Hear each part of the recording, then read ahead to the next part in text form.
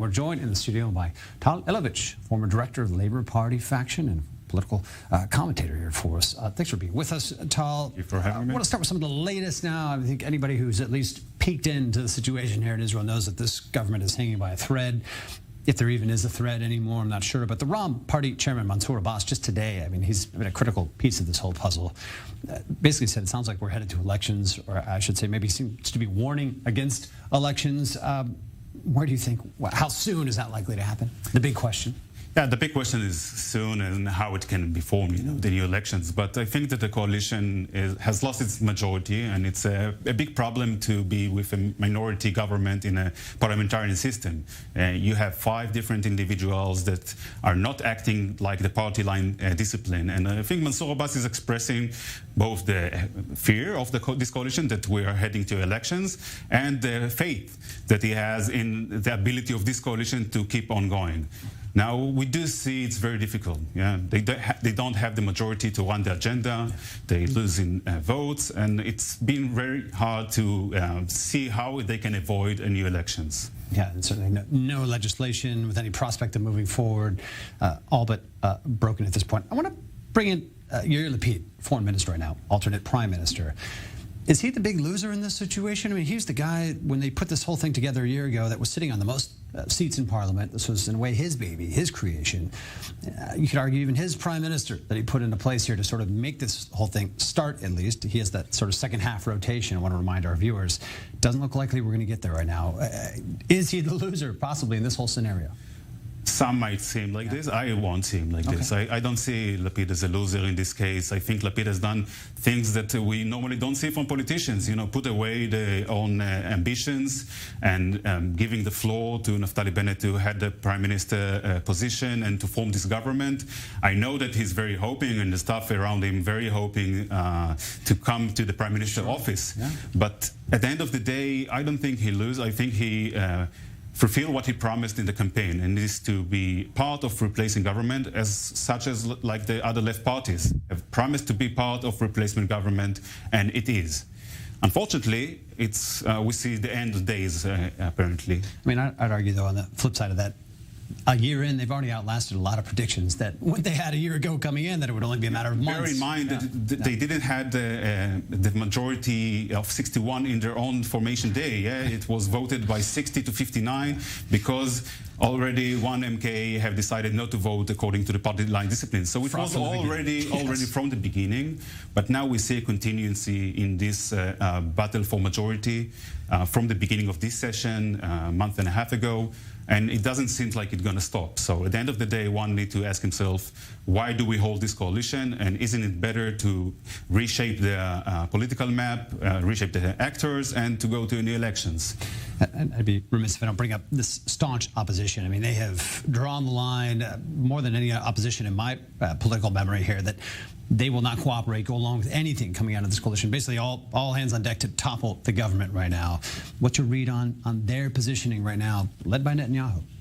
I think on one hand, they must be happy. On the other hand, in my opinion, they've lost the faith of their own voters by not participating in a parliamentarian game. Right, they boycotted committees. They boycotted committees. They don't have certain committees that are saved for the oppositions. Now there might be an argument about 1 or 2 seats, but this does not mean that all the other seats need not to be in place. And the opposition, at the end of the day, have chosen to battle, as you said, on everything, regardless to the context itself, regardless to the importance. Shamefully at times, I'd argue, but yes, staunch opposition. Yeah.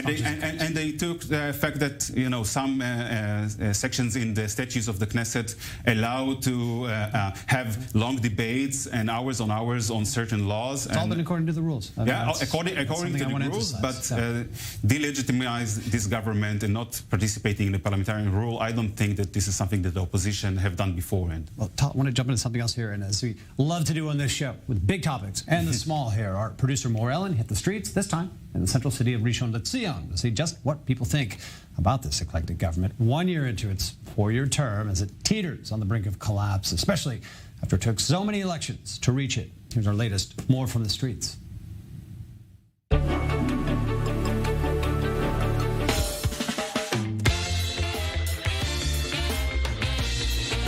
בחירות כמובן. have an election. בחירות שניות ברור. A new one, definitely. בחירות דחוף. בחירות שניות ברור. I don't like him now, this government. For now, it's okay. הממשלה קיימת כמה שעה בחירות לפי דעתי. Why? Because now it's a lot of trouble. Every day I want this, I don't want this. כי הממשלה על הפנים. וחייב להעיף את בנט. I want to change it because I have no enough to be strong.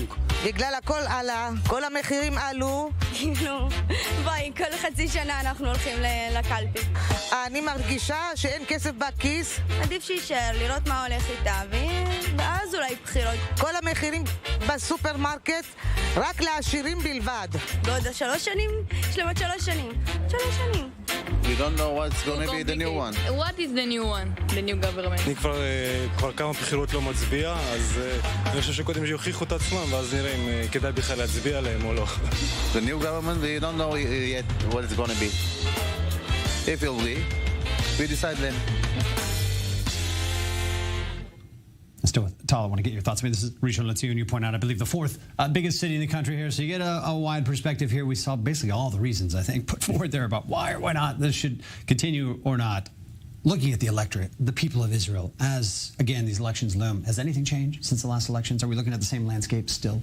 So the landscape might not be changed, but the players themselves will change. And we see it every election from the very first one in 2019 in this cycle to the very last one. And I was part of a party, and I'm still part of this party, that revived itself after losing many seats. And the players are always changing, and every election has a different outcome.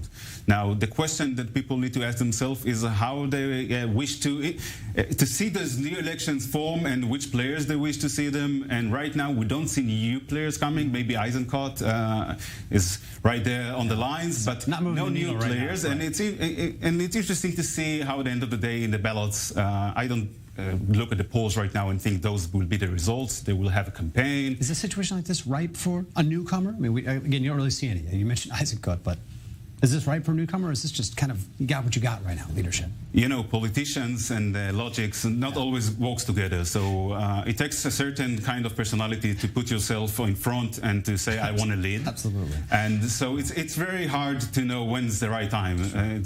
So I think a player that wants to enter to this arena has now a new opportunity with other players already. Tal, we've run out of time. Tal Elovits, thanks for being with us. Thanks for having stepping me. out for a short break. He'll be right back with much more here on Zoom.